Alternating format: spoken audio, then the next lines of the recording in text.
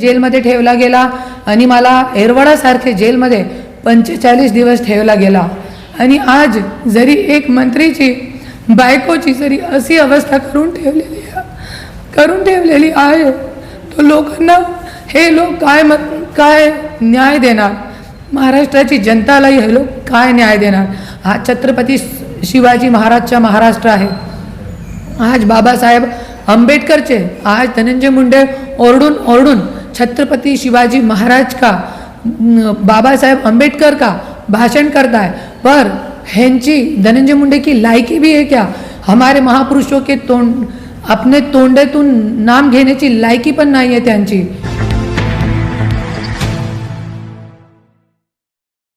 नमस्ते, मी करुणा धनंजय मुंडे। आज पत्रकार परिषद घेण्याचा कारण आहे येणारी विधानसभा, जे 2024ची विधानसभा आहे। मी स्वराज्य शक्ती सेना पक्षातर्फे सगळ्यांचा आवाहन करते, जे भी महाराष्ट्रामध्ये क्रांतिकारी लोक आहे त्यांचे मी आवाहन करते की पुढे या आणि ये जे मोठे मोठे राजकारणी आणि मोठे मोठे पक्ष हैं त्यांचा जे पापाचा घडा भरलेला आहे त्यांच्या वाचा फोडण्यासाठी माझ्यासोबत या आणि हे लोकांना लढा द्या। आणि मी स्वतः जे आहे परली विधानसभामध्ये धनंजय मुंडे विरोधात उभे राहणार आहे। आज वेळ आलेली आहे, परलीची जनता से मी निवेदन करते की आज वेळ आलेली आहे, हे गुंडे लोकांची गुंडेशाही धडपशाही ज्याच्यामुळे आज परलीमध्ये खूप लोकांचे मर्डर झालेले आहे, खूप लोकांचे महिलांचे बलात्कार झालेले आहे आणि खूप लोकांची जमिनी, जे गोरगरीब लोकांची जमिनी हिचकून घेतलेली आहे, सगळे माझ्याकडे पुरावे आहे। आणि असे लोकांची जे दंडपशाही धडपशाही लोकांना आज हे लोक मोठे मोठे राजकारणी लोक समाजाचे नावावर राजकारण करताय आणि स्वतःचे समाजाचे लोकांना खोटे केसमध्ये जेलमध्ये टाकताय, स्वतःची बायकोला जेलमध्ये टाकताय। असे धडपशाहीवाले गुंडगर्दी गँग हे लोक समाजकर्णी नाही आहे, हे लोक समाजाचे रक्षक नाही आहे, व्हाईट कॉलरमध्ये गुंड गँग आहे। आज सगळे महाराष्ट्राची जनता आणि परलीची जनता बघू शकते, आज एक शेतकरीपासून एक व्यापारी वर्ग परेशान आहे। परलीमध्ये असे काही शेतकरी, परलीमध्ये आज बघू शकता असे काही शेतकरी आहे जिनने आत्महत्या केली आहे। परलीमध्ये आज असे काही व्यापारी आहे जे परली सोडून गेलेले आहे, फक्त हे लोकांची दंडपशाही मुळे। आणि आज मी परली की जनता, बीड की जनता आणि महाराष्ट्राची जनता, पूर्ण महाराष्ट्राची जनताची मी हात जोडून विनंती करते, ये जे दंडपशाही धडपशाही आणि हे सगळी गुंडगर्दी जे चालू आहे त्याच्या विरोधात मी एक महिला असताना एक लढा उभा केलेला आहे, त्याच्यासोबत माझा साथ द्या। आणि येणारी निवडणूकमध्ये मी परली विधानसभा आणि बीड विधानसभा दोन जागे मी फॉर्म भरणार आहे। मी हात जोडून विनंती करते की आजपर्यंत कोणत्याही पाठबळ नसताना आणि कोणत्याही सपोर्ट नसताना, कोई पार्टी नसताना माझे पाठीमागे स्वतःचे जोरावर मी आज मोठे मोठे राजकारणी लोकांना गेले 3 वर्षापासून मी टक्कर देत आहे आणि आज मी काम करून दाखवलेले आहे। मी कोणतेही नेत्याचे जरी माझा कंपॅरिझन केला त्यांच्यापेक्षा जास्त अच्छा माझा काम आहे। आज मी पहिली एसी प्रतिनिधी असणार की जे काम अगोदर केलेले आहे, नंतर मी मतदान मागणे लोकांमध्ये जाते। त्याच्यासाठी मी हात जोडून कडकडाती विनंती करते की मला भरभरून मतांनी विजय करा आणि एक महाराष्ट्राचा मोठा इतिहास घडवा। 2 मतदानमध्ये लढू शकतो ना विधानसभा, त्याच्यासाठी मी 2 विधानसभामध्ये लढणार आहे। हां, दोन्ही स्वराज पक्षामध्ये लढणार। हां, परिवर्तन महाशक्तीमध्ये पण मी उपस्थित होती आणि जरांगे भाऊकडे पण मी वेळोवेळी गेलेली आहे। तिकडे मी हेच मागणी केलेली आहे की एक एकटी महिला आज अन्यायाविरुद्ध लढत आहे, जरी तुम्हाला खरा परिवर्तन करायचं आहे मला सपोर्ट करा. परलीमध्ये मी उभे राहणार आहे. कोणत्याही पाठबळ नसताना मला काही नाही पाहिजे, फक्त तुमच्या हात माझ्या डोक्यावर आला तो 100% मी बीडमध्ये 2 सीटे मी जिंकून येऊ शकते, परली आणि बीड. परलीमध्ये जी गुंडगिरी ती सगळी धनंजय मुंडेच्या वाट्यावरून चालू आहे. हां, धनंजय मुंडे मतलब एक व्हाईट कॉलरचा गुंडा आहे आणि सगळ्यांना माहिती आहे आणि माझ्याकडे पुरावे आहे की स्वतःचे समाजचे लोकांना पण जेलमध्ये टाकला खोटे खोटे केसमध्ये. एट्रॉसिटी कॉमन केस आहे, तुम्हाला माहिती आहे. माझी गाडीमध्ये पण रिव्हॉल्वर ठेवली होती. मला 2 वेळे परली बीडमध्ये जेलमध्ये ठेवला गेला आणि मला एरवडासारखे जेलमध्ये 45 दिवस ठेवला गेला. आणि आज जरी एक मंत्रीची बायकोची जरी अशी अवस्था करून ठेवलेली आहे, तो लोकांना हे लोक काय न्याय देणार? महाराष्ट्राची जनतालाही हे लोक काय न्याय देणार? हा छत्रपती शिवाजी महाराजचा महाराष्ट्र आहे. आज बाबासाहेब आंबेडकरचे, आज धनंजय मुंडे ओरडून छत्रपती शिवाजी महाराज का, बाबासाहेब आंबेडकर का भाषण करता है, पर हैंची धनंजय मुंडे की लायकी भी है क्या? हमारे महापुरुषों के अपने तोंडातून नाम घेण्याची लायकी पण नाही आहे त्यांची. क्यों? क्योंकि जो स्वतःची बायकोवर स्वतःचे समाजचे माझ्याकडे पुरावे आहे. इतके मोठे मोठे लोक, गरीब लोक, आज एक प्रकाश मुंडे नावाचा एक गरीब व्यक्ती आहे, फक्त त्यांच्यावरती खोटे केस केले ॲट्रॉसिटीचे. आत्ता पण वेपन ॲक्टचा केस केला. त्यांची काय गलती आहे? त्यांची काय चूक आहे? मुंडे सरनेम आहे त्यांचा, तो पण वंजारी आहे. आणि कोणत्या समाजच्या हे लोक चांगला करताय मला हे कळत नाही. आणि आज त्यांच्यावरती पण खोटे वेपन ॲक्टच्या आणि ॲट्रॉसिटीचा केस केला आहे. माझ्याकडे कॉल आला होता त्यांचा. आणि त्यांची काय चूक आहे? फक्त त्यांची बायको धनंजय मुंडेचे भाऊ समोर जिंकली. फक्त काय जिंकली? एक ग्रामपंचायत जिंकली नात्रामध्ये. ते ह्यांची चूक आहे. तो 2 वर्ष झाले त्यांना पण खोटे केस आए दिन. तो ये सगळी जी गोष्ट आहे हे सब गुंड गँग चलणार नाही. परलीमध्ये एक काळ होता जो मेरे पतीने गुंड गँग समाप्त केली होती. त्यांनी मला सांगितलं होता 2001 की 2 की गोष्ट आहे. आता वेळ आलेली आहे ह्यांची गुंडागर्दी, जे गुंडागर्दी ह्यांनी समाप्त केली होती तेच गुंडागर्दी ह्यांनी सुरू केलेली आहे. पण आज वेळ आलेली आहे. जरांगे भाऊ सोबत माझी काही बार भेट झाली. हां, मी मागत आहे सपोर्ट. आता पण मी जाणार आहे तिकडे, सपोर्ट मागणार आहे. मी सगळीकडे सपोर्ट मागणार आहे. मिळाला तो ठीक आहे, नाही तो जनता तो माईबाप आहे. ही सगळं जे आहे जनताच्या हातामध्ये आहे. आणि आज मी प्रचार पण सुरू केलेला आहे परली आणि बीड विधानसभामध्ये. लोकांचा खूप प्रतिसाद आहे. आता मी जनसंघर्ष यात्रा काढत आहे.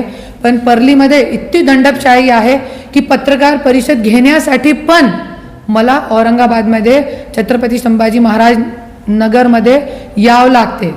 तिकडे मी पत्रकार लोकांना मी मेसेज देते, तो माझ्या ऑफिसवर एक पत्रकार पण येत नाही. इतकी दंडपशाही, इतकी हुकुमशाही, इतकी गुंडागर्दी चालू आहे तिकडे.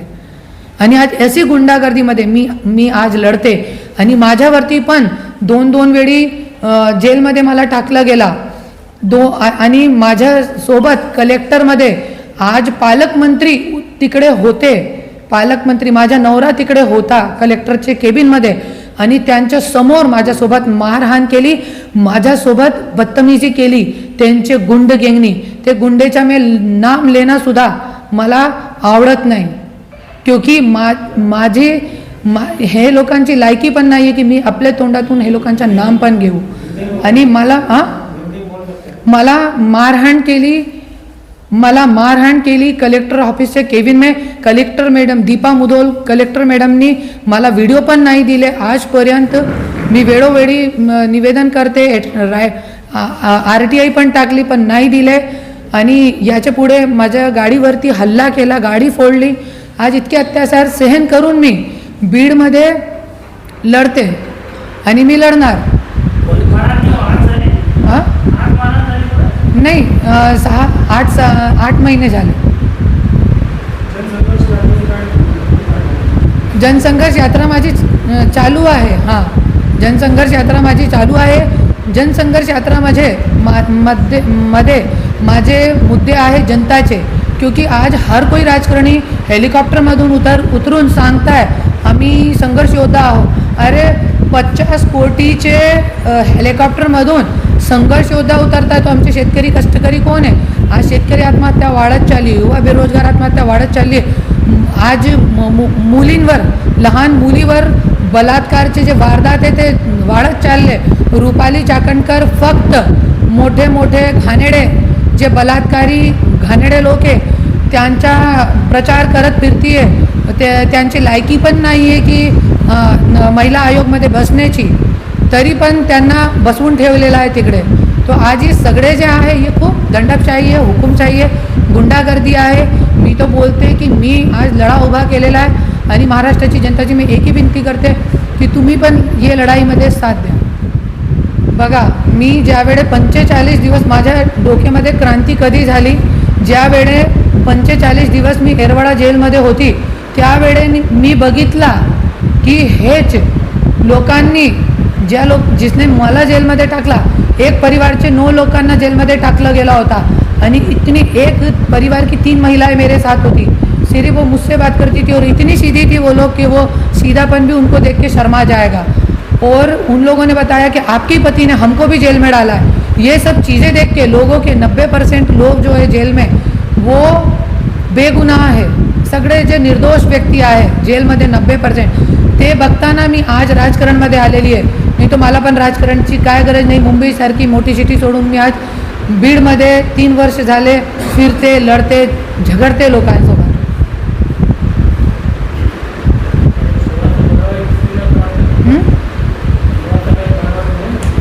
माझे हां माझे जीवाला पूर्ण धोका आहे. आणि जरी आज मी लढते, 2 दिवसापूर्वी माझा प्रचार चालू होता, पथनाट्याची टीम लावली होती. धनंजय मुंडेचे कार्यकर्त्यांनी माझी टीमकडून माझा स्पीकर हिसकून घेतला JBLच्या आणि दंडशाही केली की इकडे प्रचार करू नका. तरी पण मी थांबणार नाही और मी करणार. माझी जनसंघर्ष यात्रा आहे जे परलीमध्ये पण जाणार आहे आणि परलीमध्ये मी मोठी सभा पण घेणार आहे. पण मी थांबणार नाही आणि मी लढणार. जरी त्यांनी मला महापरिवर्तनमध्ये मी निवेदन दिलेलं आहे की मला सपोर्ट करा तुम्ही तिकडे आणि मला युतीमध्ये घ्या. जरी त्यांचा सपोर्ट भेटला तर 100% बच्चू कडू भाऊ आणि संभाजी महाराज येणार आहे सभामध्ये. हां हां चर्चा झालेली आहे. पर त्यांनी सांगितलेलं आहे की आम्हाला 3-4 दिवसाचा टाईम द्या आणि परत एक मीटिंग मुंबईमध्ये होणार आहे 4-5 दिवसामध्ये.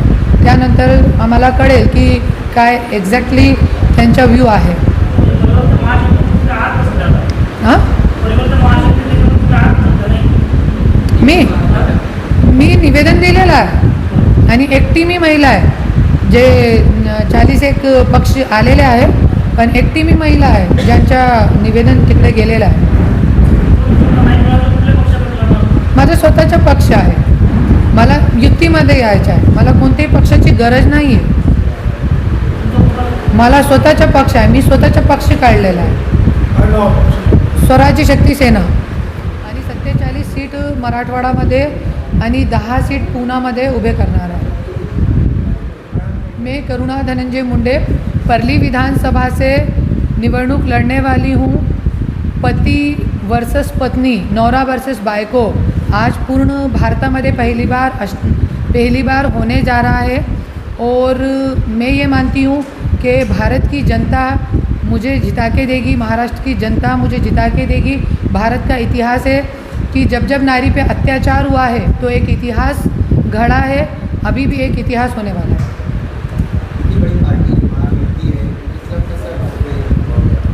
होने दीजिए ना. जो बड़ी पार्टियां हैं वो अपने आप को बड़ी हैं, वो नो डाउट.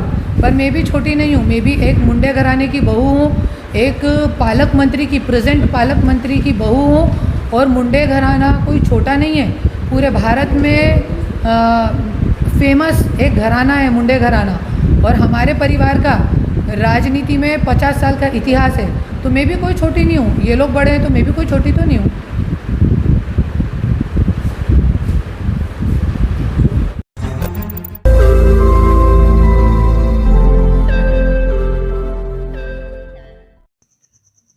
रोज नई खबरों को देखने के लिए हमारे औरंगाबाद समाचार चैनल को सब्सक्राइब कीजिए और नोटिफिकेशन पाने के लिए हमारे बेल आइकन को दबाइए ताकि हर खबर की नोटिफिकेशन आपको मिलती रहे।